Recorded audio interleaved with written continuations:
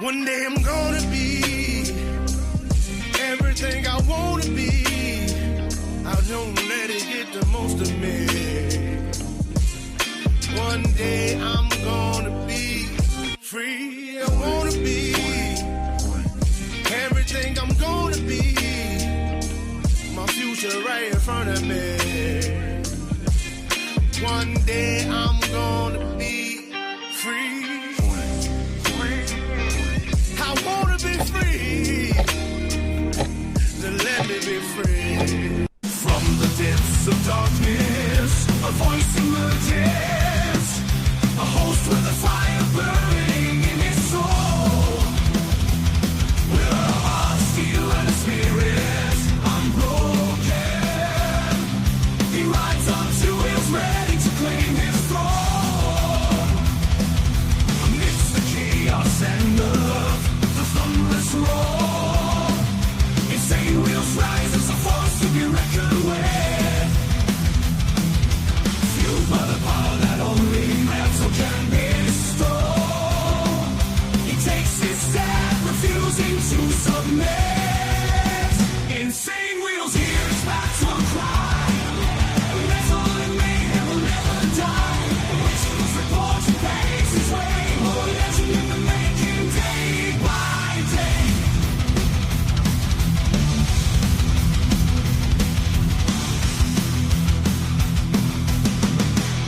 Good morning, good evening, good whatever the hell it is, man. Much love and honor, respect. It is Friday freaking morning for us. Hopefully you guys are enjoying it so far. I definitely know that we are. So today we got quite a bit of a lineup for this morning that we're going to try to get quickly through. Unfortunately, I do have to go to Nashville right after I end the show. As soon as I hit end, I am out of the door. I've got everything packed. I'm ready to go. So anyways, we've got quite a bit of a show this morning. So the way that I have this labeled is deadly Russian drone strike in Ukraine, as well as fatal NYPD shooting, air travel latest, and more. But that's not like what is totally encompassing of what we're going to be talking about today. So let me go ahead and tell you guys the lineup. BBC apologizes to Trump yesterday. Epstein vote expected, and shutdown ends. Yes, as we know. Yesterday, there was another big development. We had Blue Origin's New Glenn rocket aims for landmark Mars mission. So I'm sure that some of you guys saw that on the mainstream media because it was played on the mainstream media yesterday. And it was also played all over the place on, social media and shit. So we're going to talk about that. Then we have a very interesting development that I've known about, but I've been waiting to talk about because I wanted the proper story to be put out by the mainstream. And so yesterday they did do it, which is the last 1 cent piece minted. As you guys know, it costs like 4 cents per penny to make at this point. So it's actually not feasible to go ahead and even make them anymore. So our lowest denomination that is going to be printed from now on is the 5 cents. And 5 cents, everything is pretty much going to be rounded from anywhere from 0 to 4 cents. It's automatically rounded to 0. From 5 and up, 5 and up is just the to the fifth, right? But when you use your transaction on your card, when you're buying something on your card, not cash, it's still the exact same amount. So if it's like it ends in 41 cents, you're going to pay that 41 cents on your card. Anyways, interesting developments. Airports shift to normal operations as shutdown ends. Issues could linger. Of course they're going to linger. I mean, they got backed up. They said 20,000 planes got affected by this whole governmental shutdown. So that's a humongous amount of planes and companies that were held up. So there's definitely going to be some lingering problems from that. So socialist newcomer Katie Wilson elected Seattle mayor. Can you believe it? It's just once it's a domino effect. As soon as someone like Mom Donnie gets in, now you get fucked all over the place. So socialist newcomer Katie Wilson elected Seattle mayor. Man, that's going to be rough.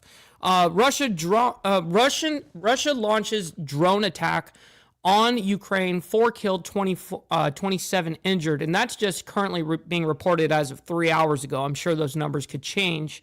And then in regards to the whole NYPD shooting, man threatens to shoot up hospital.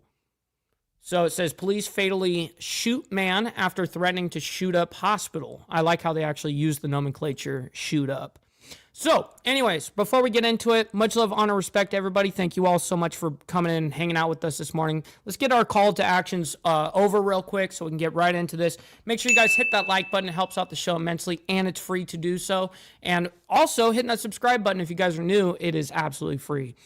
Please consider, though, becoming a member, starting only at $2.99 a month. We're making sure we're not breaking the bank out there with anybody, but check it out. This is what allows us to keep these lights on as well as being on these airwaves, man. So I very much appreciate you guys becoming members and staying members. Little side note, follow my Instagram right here at BallValveTV, where I post everything behind the scenes of not only my life, but as well as the show, Millennial Food Time, breaking news, all that great shit. It's a great way to get a hold of me one-on-one. And we also have a Discord server for everybody.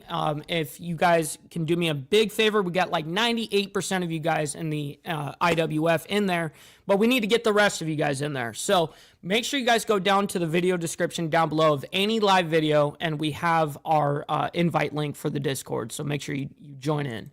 And last but not least, all super chats, super stickers, gifted memberships, and membership signups are, of course, all going to be presented live and presented onto the show. But if you guys would like to skip that YouTube 30% brutal cut that they take from your hard-earned cash, well, then we have these platforms right here that you guys can donate to. And, of course, I will read out whatever comes through. I've got my email open, so if anything does come through, I will read it like a super chat.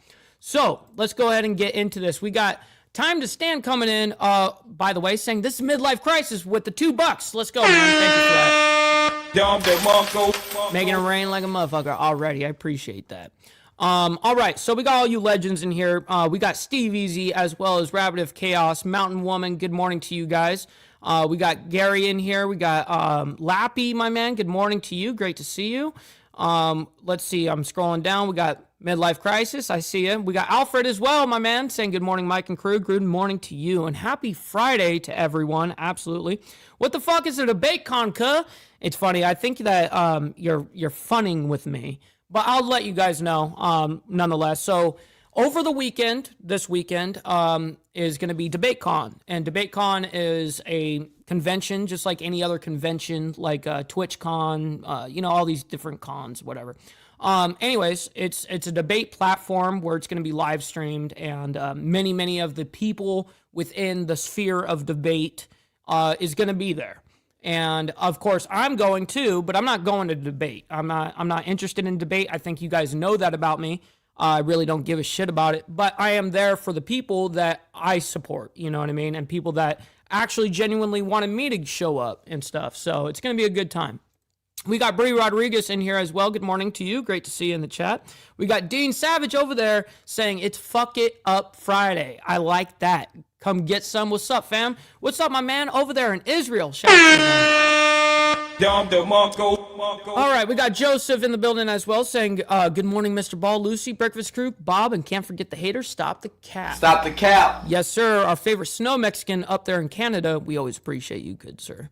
We got Crystal in the building as well as David. Good morning to you guys. Hopefully you're enjoying your morning so far. We got Perez in the building as well as David. Good morning to you guys. We're trying to get right through so we can get right into this. We got a lot of stories to get through. We got K2, keep on trucking, my man. Good morning to you. Great to see you. Steve Posey, good morning, sir. Hopefully you're enjoying your Friday morning so far. Extra surprise as well. Good morning to you. You're going to get Andrew Wilson's autograph. Don't front. No, I'm definitely not getting no fucking autograph from anybody, actually. But it will be a good time to be able to hang out with everybody, man. We got SNS as well as Sick Bastard. Good morning to you guys. Hopefully you're enjoying the morning. We got Zip Tie in the building as well. Good to see you. Jimmy Mack, good morning to you as well, kind sir. All right, let's get into it. We've said our hellos. All right, so we're going to start this one off as BBC apologizes to Trump. Epstein vote expected. As you guys know, it's to be within the next week. We talked about that yesterday as this whole thing winds down from the governmental shutdown. All right, welcome back in here to Live Now from Fox. I'm Andy Mack, a live look there in Washington, D.C. at the White House here on this Thursday, just closing in on 5 o'clock on the East Coast. I'm Andy Mack, now in the anchor chair. Thank you to my colleague Christina Evans for guiding you the last several hours. We do have some breaking news that we want to get to involving the president as the BBC. Yo, real quick, we got Alfred coming in real quick with the Cash App on the 5, giving us a 5 spot saying, stop the cap. Stop the cap. Yes, sir. Absolutely. Very much appreciate the 5 spot on the Cash App, my man. Thank you. Apologizing over a misleading edit to a January 6th speech that they refused to pay up as the $1 billion threat looms. That's a post on social media from the New York Post. Of course, for more on this, we're going to continue to dive into it as the BBC apologized on Thursday to the U.S. president over its misleading edit of a speech on January 6, 2021, but said it had not defended. Well, you know what's crazy about this whole thing? Okay, so I watched the original clip versus the clip that BBC ended up making. Literally, they made the video. So they clipped a lot of shit out of context, and they put it out like as if he was really trying to basically make political violence happen. And that's the way BBC put it out. And when you look at the original compared side by side, it's way different context, of course. And so the mainstream media, BBC being, they did what they usually do. They skew shit, they doll this shit up so it garnishes a fuck ton of attention. Not only that, because they rely on that for their pay, to get paid, but at the same time, they hate a lot of these these mainstream media companies hate Trump. So they're going for him, Him rejecting the basis for his $1 billion threat. The BBC chair sent a personal letter to the White House saying that he and the corporation were sorry for the edit of the speech Trump gave before some of his supporters stormed the U.S. Capitol as Congress was posed to certify the results of the president-elect Joe Biden's victory in the 2020 election. The BBC said there are no plans to rebroadcast That's right, SNS. I appreciate that. Which had spliced together parts of his speech that came almost an hour apart. They said in a retraction, quote, "We accept that our edit..." Yep, and just like Steve said, they used a part 52 minutes later in the interview. Yeah, and he said right there, they used a part almost an hour later. Unintentionally created the impression that we were showing. Unintentionally created it? What are you talking about? That was totally created on purpose. A single continuous section of the speech rather than excerpts from different points in that speech. No, yeah, it's typical manipulation. And I can't even believe that someone over there from Live Now from Fox would kind of be like saying that.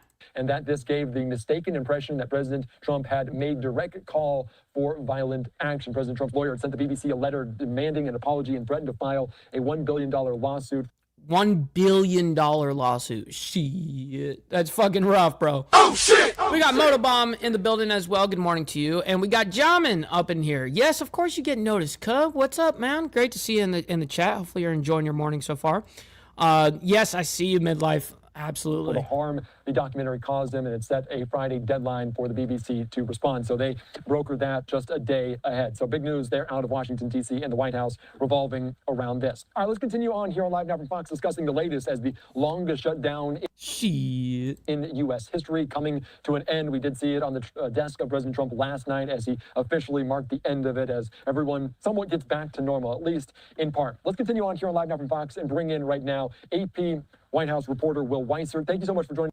Oh, interesting. Straight from the Associated Press. Just here on Live Now from Fox. I just want to initially, this is just coming down within the last hour or so. But well, this should be good. I mean, because all these mainstream non-biased journalists like fucking Associated Press, which they are biased, by the way. They're all biased. The BBC formally apologizing. What do we make of this? What's the latest developments?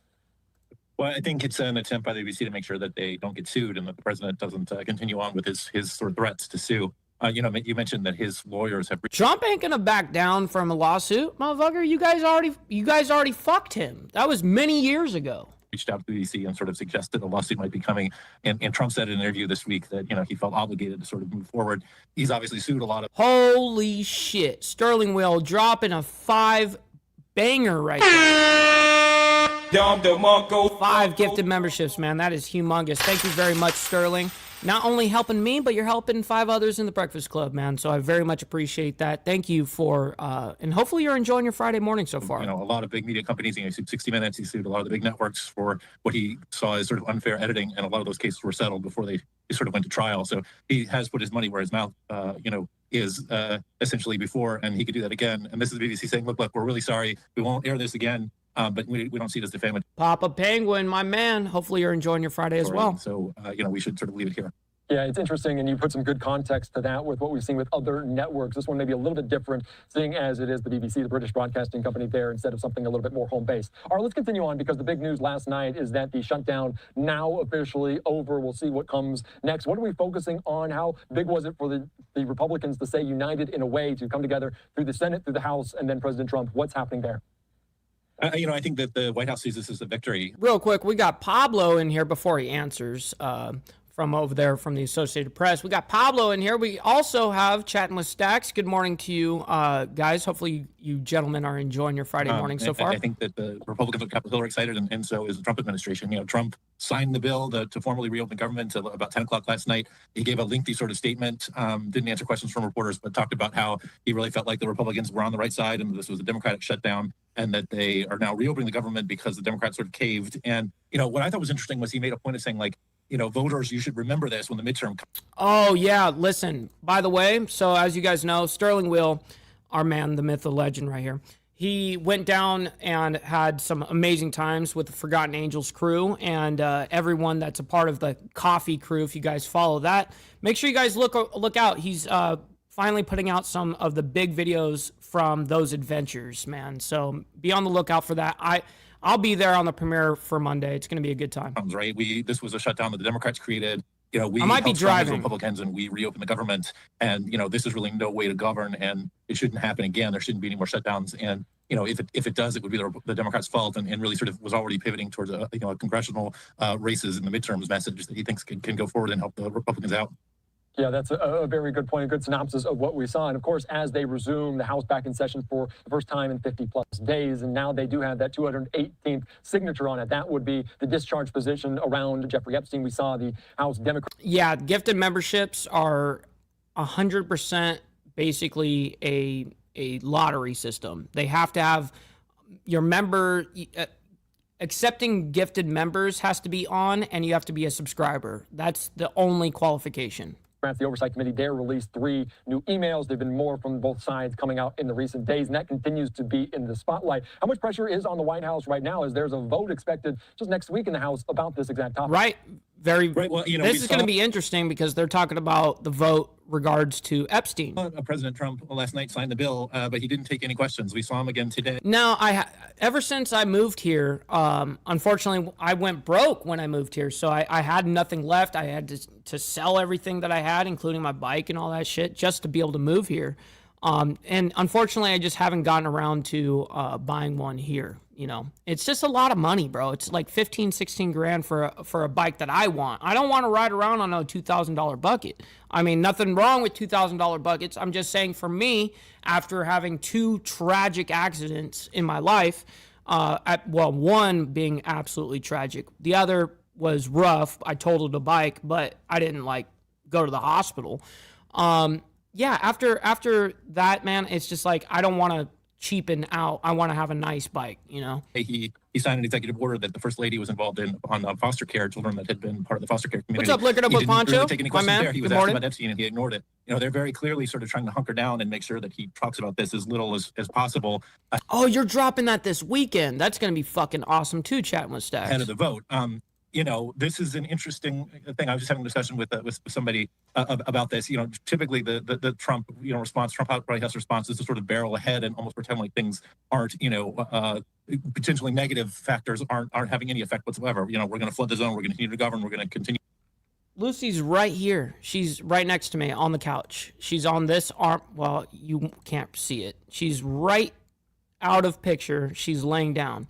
By the way, so speaking of Lucy, I might as well just say it now. So as you guys saw, the craziness that happened with Lucy yesterday, it was great. It was great comedy. I also had to shampoo my fucking carpet. Of course, I shampooed carpet, this whole area, this whole place. cleaned everything, and then had to actually wash her because it was all stuck to her. You know, unfortunately, a long-haired cat, you know, sometimes when they go to take a shit, motherfucker, that shit is stuck to them. So yeah, we had to fix up the place, and we did. So it was well needed, anyways. And I don't know where. Oh, Naomi said in the Discord that she may not be able to make it this morning because of work. I guess the horses that she's training, the person that is coming to grab them is the owner of the horses are coming today this morning. So we got TVT in the building as well. Good morning to you, kind sir. Great to see you in the chat. Hopefully you're enjoying your morning. All right, let's get back to this. We're not going to stick on this too much. We got quite a few stories to get through. I do want to hear the remainder about this Epstein thing and the vote. Kind of have an idea here. But that's policy, and maybe do more airstrikes against Venezuela or whatever it is to sort of knock things out of the news. With the Epstein thing, it's been a little bit more traditional. I think, they have basically tried to go quiet and hope that, the emails sort of drip out. And, there isn't really a smoking gun in some of the new emails that we've seen, at least according to supporters of at least according to the White House and some Trump supporters, they haven't, the most recently released emails haven't really caused a huge stir among the MAGA community like some of the earlier releases might have. So I really think that they feel like they can sort of wait this out. Listen, sorry, Sterling, to break it to you. I'm Harley only. I know. And hope that it comes out drip, drip, drip, and not that there isn't a sort of a large reveal that might prove a little bit more politically damaging. And I think moving the vote up early next week is sort of part of that. They want to try to sort of put this behind them. Yeah, it is a good point. We'll see what happens. We also were hearing last night from different lawmakers that were coming and going, voting on this shutdown. They were asked quite a bit about this as Adelita Grijalva, the congresswoman from Arizona, she was sworn in and then immediately signed on. What's up, Johnny? Good morning. We also heard from the White House press secretary yesterday, Caroline Leavitt, confirm that President Trump had spoken to different members, including saying what's going on in the Situation Room is not brought to the press briefing room. There's potentially a little bit of pressure on Republicans. I know. Are there any other sorts of tactics that Trump might do ahead of this vote to squash that discharge? Okay, this is one of the only questions that he's asked about this Epstein thing so far that I even give a shit about. Well, like I say, so far, it's really sort of been a little bit more traditional in that, just try to sort of keep him out of sight so he's not asked about it. He's going to go to Florida again this weekend. So, we may not see him that much over the weekend, and he can sort of wait it out. Yeah, I'm going to be smack in the middle of Nashville, bro. Out that way. But, one thing about, watching President Trump, becoming President Trump that we all know is that, there really isn't a playbook when it comes to him, right? Even if it's sort of, there's a carefully laid strategy, he might sort of throw it out the window and go his own way, and is often very effective. So, for now, we have sort of seen, he really hasn't answered shit on that. Almost 2 days where What's up, Charles? Questions to the media. We didn't see him very often, very unusual. Maybe tomorrow he'll change his mind again. I think that the message from the White House press secretary, Caroline Leavitt, has been basically that this is a sort of Democratic, What's up, Brian? To play political games with this. So, they didn't really care about this issue at all until it sort of became a potential pressure point for Republicans. Well, he's actually fairly right on that. It's a fairly good analysis there. Let's go and move on into the next thing here. So remember what I was telling you guys about the Blue Origin, their new Glenn rocket. I guess they're doing this whole exploration to Mars, whatnot. It's a Mars mission. So we're going to go ahead and bring that up and discuss that. You guys may have saw that on the mainstream media yesterday or social media. It was put out there a little bit. But let's go ahead and talk about it real quick, and then we'll get into the last 1 cent, or the penny being minted, as well as airports shift to normal operations as shutdown ends. Issues could linger, of course. Socialist newcomer Katie Wilson elected Seattle mayor. Bruh. And then Russia launches drone attack on Ukraine, killing 4 and injuring 27. And that's the numbers as of now. And then the NYPD shooting, man threatens to shoot up hospital, and then suicide by cop essentially happens. All right, welcome back in here to Live Now from Fox. I am Andy Mack. Let's talk about another top headline today as the Blue Origin New Glenn rocket went smoke and fire. Obviously, a little bit of uncertainty after it got washed out, scrubbed due to weather, and then space weather. And it was a successful launch for Blue Origin today in this twin mission to Mars. Let's take you out to the culminating moment, the final 10 seconds before launch, because it's so very impressive to see. 8, 7, 6, 5, 4, 3, 2, 1. There it goes.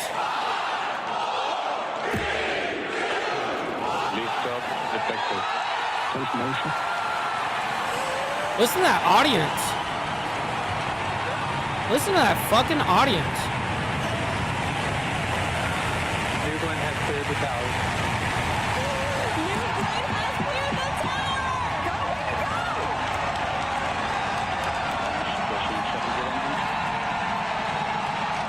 That was the launch of Blue Origin earlier on. Man, that audience though, that I can't believe how many people were even there to witness it. I mean, I could just tell by them they're screaming at it and the countdown and everything. Today, of course, it would land a little What's bit. up, Crystal? A little bit later on because, of course, what's up, Mr. this Mister? is Good the morning. Tweet, the post on social media from Blue Origin. The booster did touch down as well. A New Glenn returns to its Blue Origin. Let's continue on here on Live Now from Fox and bring in from space.com Michael Wall. Thank you so much for joining us here on Live Now from Fox. I know you were watching it as so many people were. This got scrubbed a couple times, a little uncertainty. They had some success back in January, but we didn't know if this would happen again. What was that moment like, and what does this sense to you for Blue Origin? Yeah, I know what we need. This was a huge moment for Blue Origin. I mean, like you said, I mean, New Glenn is this is only like the second launch for it. It's their first orbital rocket. You know, they've been flying like a suborbital space tourism vehicle I'm going to New space Shepard too. for a decade or so. But this is Listen, if these motherfuckers are allowed to go to space, I'm allowed to go to space too. You know what I mean? Cheers. Denied. the rocket that they're pinning all of their kind of orbital and like beyond orbit dreams on. You know, they have plans to help NASA get astronauts to get to the moon and stuff like that with the Artemis program. And they have plans to even go beyond that to Mars maybe, and it kind of rests on New Glenn's shoulders. So to see it like fly today on its second ever launch, and it's To answer this question, Charles, yes, sure, yes. its first launch with like real payloads. You know, that January test flight was just a test flight, and to see it ace everything, to see it send the 2 NASA Mars probes on their way, and then to see the first stage come back down for a landing on a ship at sea, which is something we've only ever seen from SpaceX. You know, it's like Right. I mean, that is pretty fucking impressive. I got to admit. it was a really big day for Blue Origin. Look at that they're, shit. They're all extremely. That's what I wanted to see. They're now thinking about like what the future might hold, what other missions they might be able to fly with New. I geek out over shit like this. Them being able to land, you know, certain rocket parts and shit back onto a barge out in the ocean is awesome. I think it's fucking awesome. Plan and yeah, they've got a lot of reason to be excited. Yeah, and this is kind of the, I know, the Steve booster Posey. landing there in the Atlantic Ocean. So successful. You mentioned SpaceX, really the only other company out there that does this as it comes down, makes this landing. And this is almost more impressive. Can you talk about this? Because we talk about the reusability of some of these rockets, and that is what SpaceX is really relying on, just the ability comes to the landing. kind of send up so many rockets so very fast. How Buffering. important What? is the landing I wanted to see it component? actually land. What the fuck? It just said buffering. Booster touchdown. Cool. Do we not get that video of it doing the exact landing when it comes back? Oh, you cocksuckers. All right, let's see what this is. 5 years ago. So it's just nice to see NASA, which has had like a lot of budget problems. What's up, you know, Pitbull, over there in the they're UK? facing potentially like a 24% cut to their budget and a 50% nearly cut to their science budget.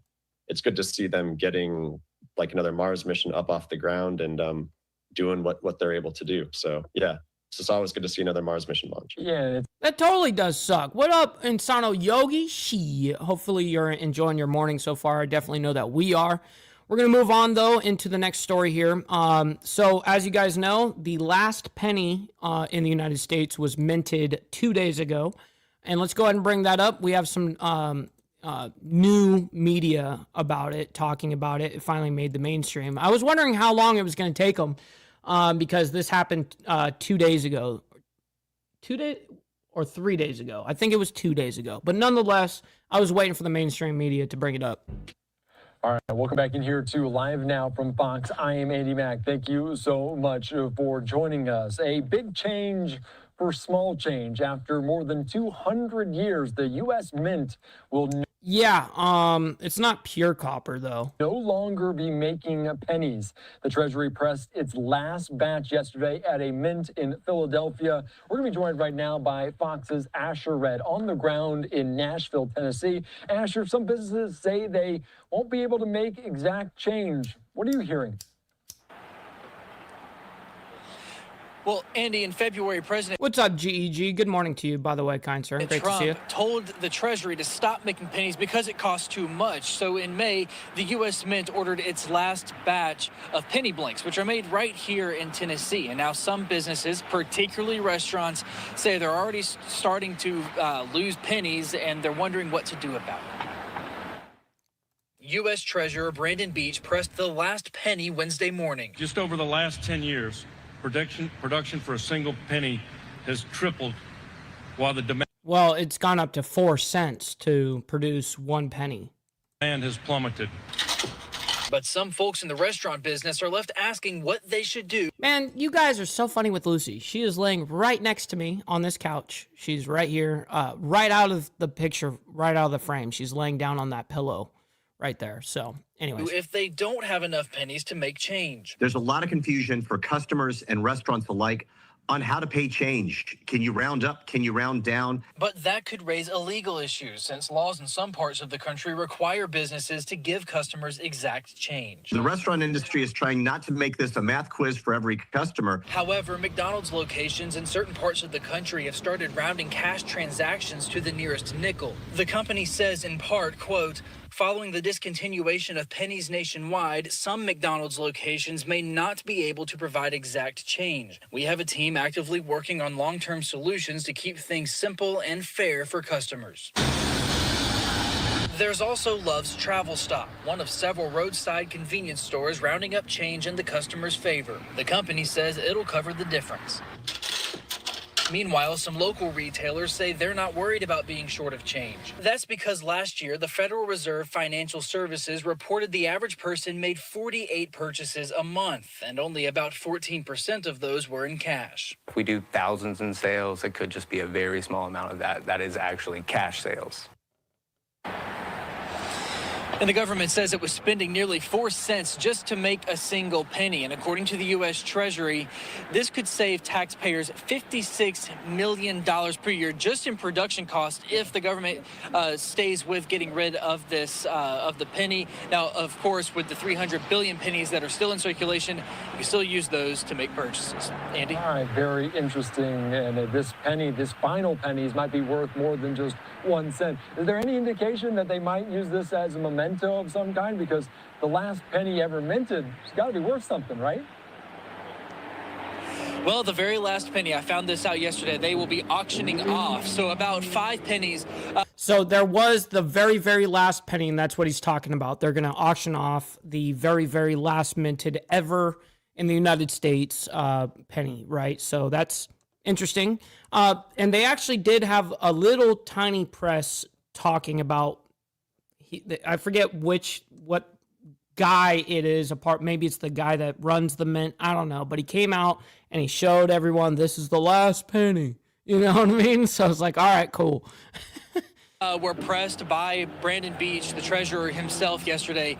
Those will be auctioned off, and hopefully a penny worth a few $1,000s won't be put out there into a cash register in a Walmart somewhere, hopefully. Yeah, plenty of puns out there, just my 2 cents. All right, Asher, thank you so much. I appreciate your time here on Live Now. All right, so I think that, what are they going to do? They're going to have a press conference about this shit? To find a man whom he had accidentally shortchanged. Oh my God, they're doing the whole, yeah, it was like one of these guys that came out and did it.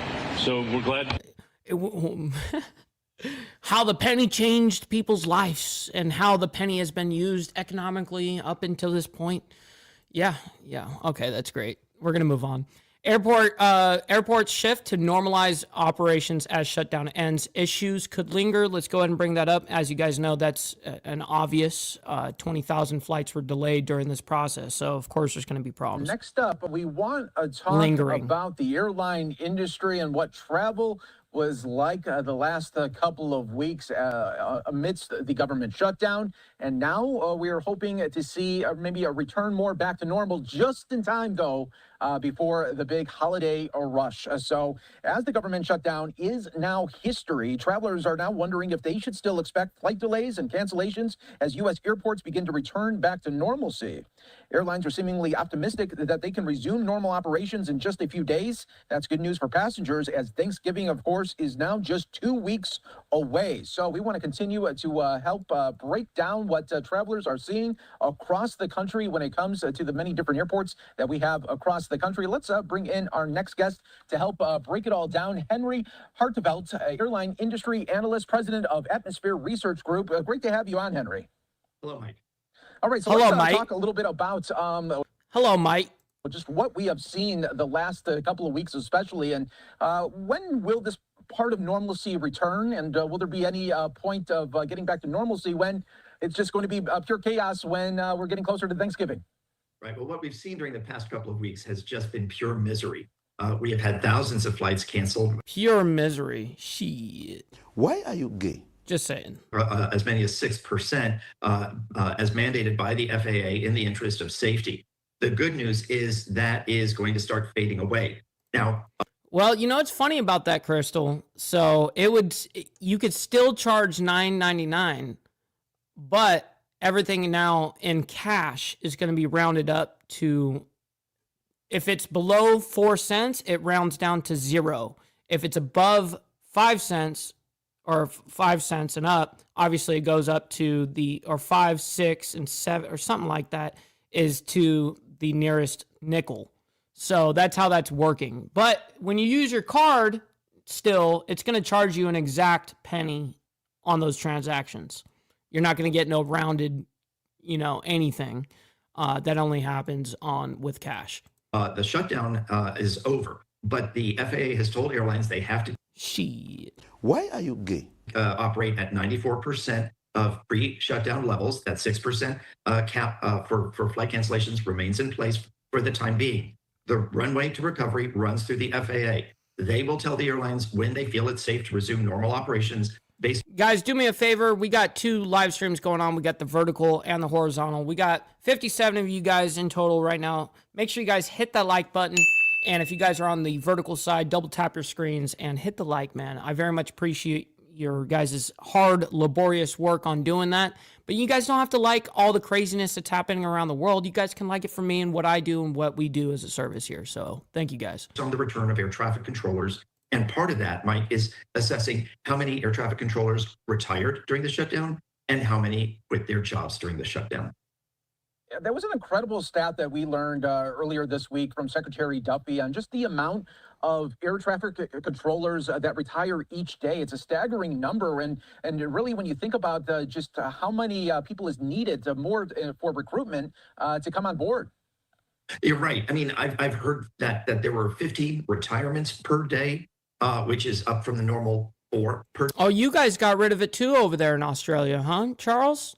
So yeah, that's interesting. It's not a good sign though when you start losing your pennies and shit like that.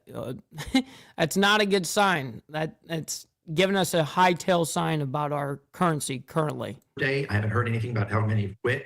What I will add Dragon Classy? is that going into the shutdown, the FAA said they were at least 2,000 air traffic controllers short. Now we've had that shortage for a long time. And one concern and they started fucking quitting too. Is that this shutdown may have killed a lot of interest in young aviation professionals who were considering careers in air traffic control management. I don't know if they'll pursue that after what happened. They might go to the military or they might pursue another aviation career. But in thinking this for the traveler, we're not out of the woods yet. The next 3 to 5 days are still going to be uncertain. Cancellations will still happen. It's still going to be a bit of a bumpy ride. Yeah, no kidding. So if we see any problems going forward, obviously anything that's being reported, we'll go ahead and follow regards to hopefully travel gets back to normal somewhat soon. But when you're backed up like that, it's the same thing in commerce. When you stop commerce for, even a day, it takes so long to get, you almost never get out of the hole. It's like once you lose it, you lose it, So anyways, we're going to move into socialist newcomer Katie Wilson elected Seattle mayor, bro. Fun times. Fun times. Welcome back to Live Now from Fox. I'm Shauna Kalafi, taking a live look over Seattle tonight. So we have an update on the mayor's race. The mayor-elect, Katie Wilson, speaking for the first time since the incumbent conceded. Here's a tweet for you. Breaking news, Katie Wilson, a socialist newcomer. Look at her. She looks like a socialist. Will be Seattle's next mayor. Wow. This is just terrible fucking news, bro. This is terrible. For context, this happened just at 10 o'clock at night last night. For the incumbent, Bruce Harrell, conceded. I am so happy to be here. First-term mayor. I want to hear what she had to say. Oh, man, okay. Yes, we are going to hear it. Did his Good. re-election fight to progressive activist Katie Wilson today. Thank you, Midlife. Another victory for leftist Democrats around the country who are frustrated with unaffordability, homelessness, public safety, and the actions of President Trump's administration. Mayor Harrell previously served 3 terms in the city council. He identifies as a centrist Democrat. He led the race in the early results. Centrist Democrat. There is no centrist Democrats anymore. What are you fucking talking about? The later votes broke heavily in Wilson's favor. Now, Mayor-elect Katie Wilson did speak for the first time today since Harrell conceded. Let's listen to those remarks. I am so happy to be here on this quintessentially Seattle day, a rainy day in November. How did she get elected when her mouth moves like that? That's, I mean, wow. Wow. You know, certain people talk really disgustingly. You know what I mean? They don't talk with grace. Like there's some people that really like open their mouth way too wide for what they're saying. You know what I mean? Like I just notice weird shit like that. To say to all of the people of Seattle, this is your city. And I am delighted, beyond delighted, to be your next mayor. It is an honor and a privilege that I will do my very best to be worthy of. It is hard for me to believe now that when this year began, I had no intention of running for any type of political office, let alone mayor of the largest city in the Pacific Northwest, my home for the last 21 years. This is the city where my daughter was born and will be raised.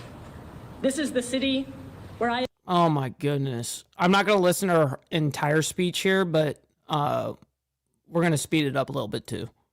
I've spent my adult life, where I worked repairing boats and renovating apartments, and where I co-founded the Transit Riders Union with friends and community members 14 years ago to organize and advocate for the interests of working people. Seattle is a great city, a spectacular city. Ha!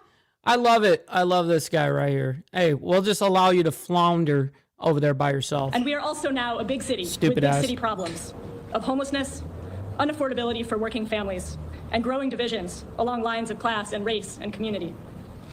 9 months ago, I made the decision to run for mayor because I sensed that the people of Seattle and its government were out of step, that voters were in search of a new direction, and that our... Wait, I'm a typical Republican making fun of a handicapped person.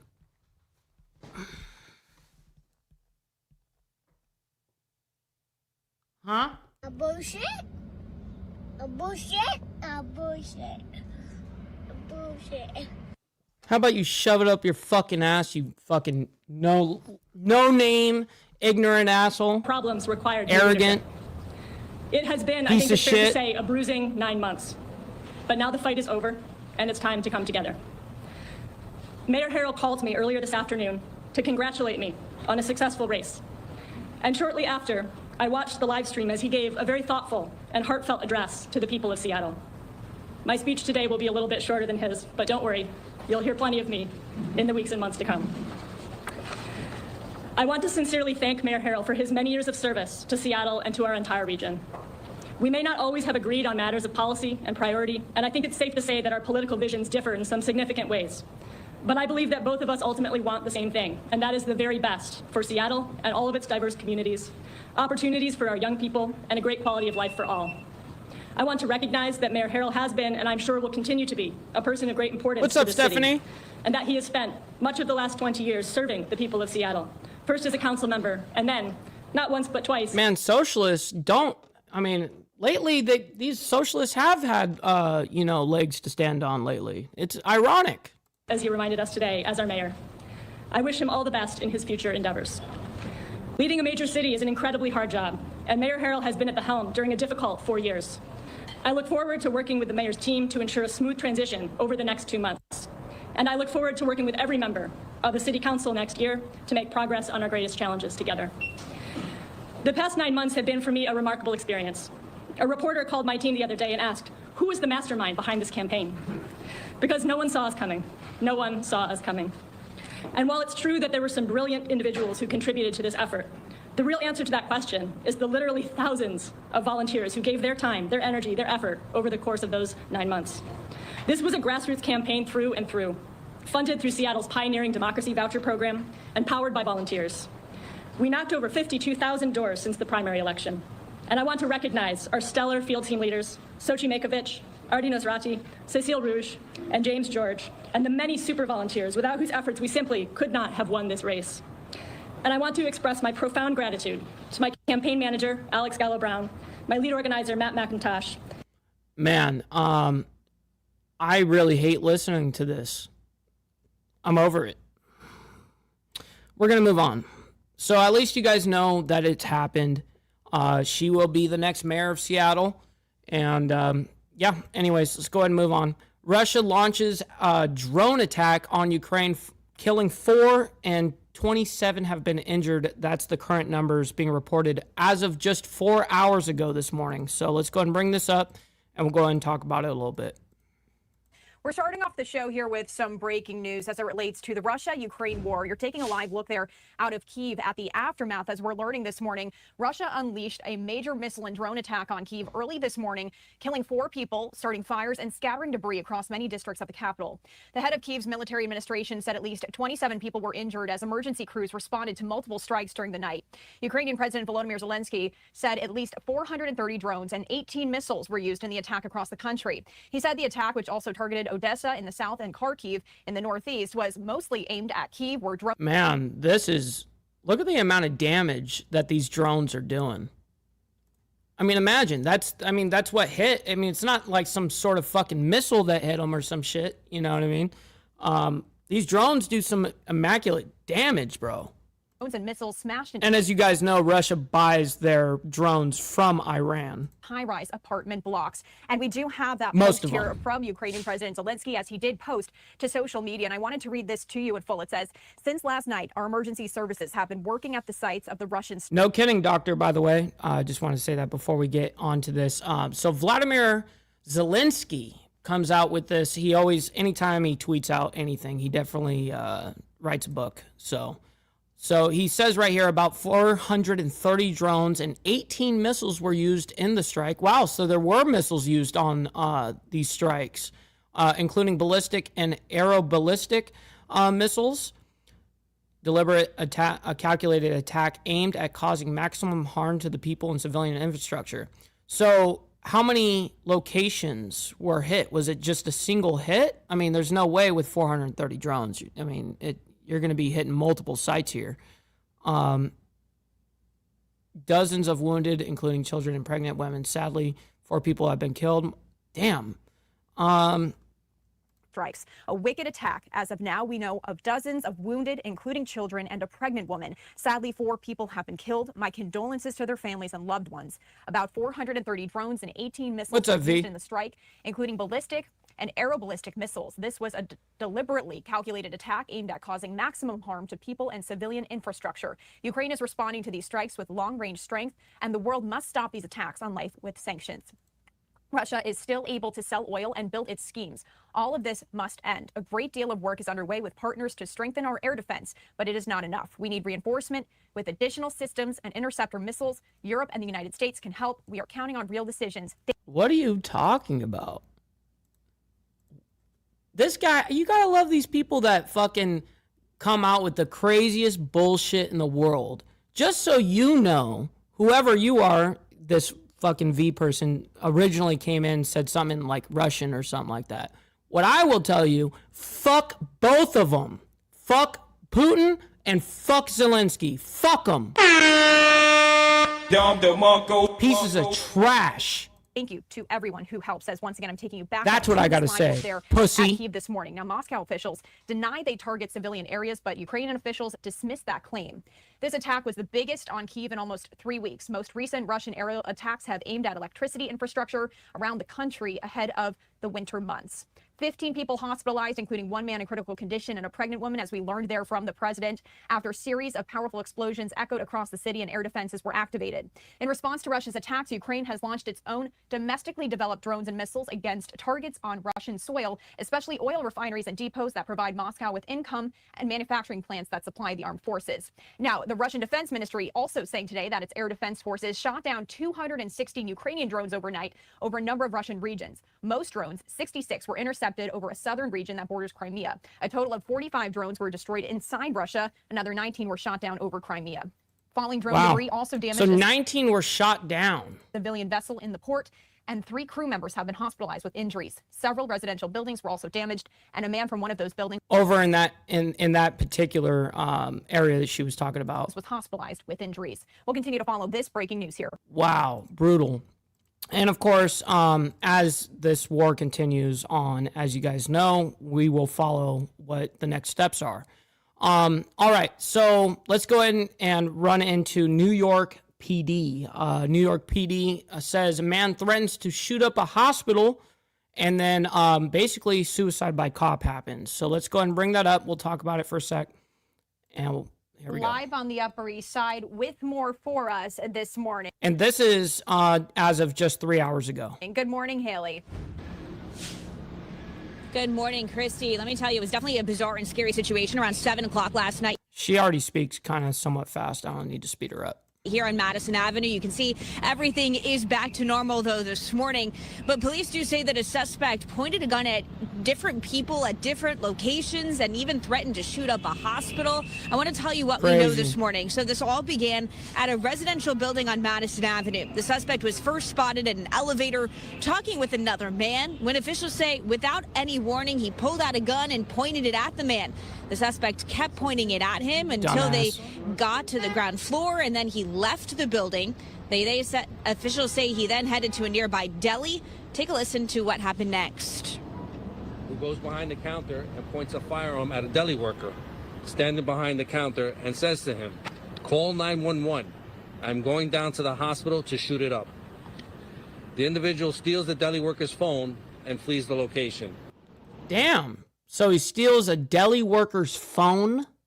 What the fuck is wrong with people, bro? Police say the suspect then went to Mount Sinai Hospital, and that was just about a 7-minute walk away from where he was. He was seen going inside and then coming back out, placing the gun outside by a tree. The suspect then goes back inside and tells an off-duty police officer who was working security there that he has a gun, and then they got into a little bit of a struggle. Yes. What's up, Tiffany? Hopefully you're enjoying your Friday morning. Great to see you. As the officer tried escorting him out, the suspect then ran off and grabbed the gun. That's when the officer called for assistance, and NYPD officers found the suspect just a couple of blocks away. The officers exited their vehicles, and the individual immediately discharges the fire. Hey, much love, Brother Steve. Yes, we will be back. Unfortunately, I as you guys know from me announcing it on Discord and on YouTube, unfortunately, I will not be live tomorrow morning for the members only. This is our one exception we're making. Obviously, I can't travel and do anything if we, obviously on Saturday, it's a hard thing to be able to give up because I really hate not doing it. Like, I actually am upset that I can't fucking stream on Saturday. Same thing on Monday. Because that's my schedule. That's what I'm used to and what I like. But we make certain exceptions, as you guys know, man. So I appreciate you guys understanding that. And we'll see you on the flip side, man. Steve, we'll see you there. Firearm at the officers, with multiple civilians in close proximity who had just gotten off an MTA bus. The officers return fire and strike the individual. Of course they're going to strike The suspect was pronounced dead at the hospital. We're also told I'm surprised they even brought him to the hospital. Fuck him. All of this was captured on surveillance cameras at the different locations, and police officers were wearing body cameras. And of course, all of this is still under investigation. Live on the Upper East Side, Christy, back to you. Thank you, Haley Fixler with our. Yeah, I will go live while I'm there, Charles, but I can't do the show and present news and do the thing. I don't have my operation. I can't. This is not just a laptop operation. This is a whole fucking set. You know what I mean? So just saying. Fox 5 New York team, I'm sure we'll be checking in with you as this story continues to develop. Well, shit, we're going to do the same thing. All right, so that is our last story for the morning, man. I can't thank you guys enough. Thank you to every single one of you guys that contribute to the chat, the channel, donations, hitting that like button, all of that. It definitely goes a long way, man. I'm very honored to be able to have your guys' support and be able to do this Monday through Saturday, realistically, but Monday through Friday for the world news, geopolitics, American news, all that stuff. So, listen, man, I am going to be heading out right here, right now, heading out to Nashville. We will see you guys here very soon. I will go live while I'm there and hang out with you guys. We'll maybe drink coffee or nah, I don't drink coffee. What am I kidding? I'll drink a beer with you guys or something like that. You know what I mean? And we'll hang out. So, all right. Much love, honor, respect, everybody. Thank you all so much. And we'll see you guys here Tuesday morning. All right. Much love. And God bless. From the depths of darkness, a voice emerges. A host with a fire burns.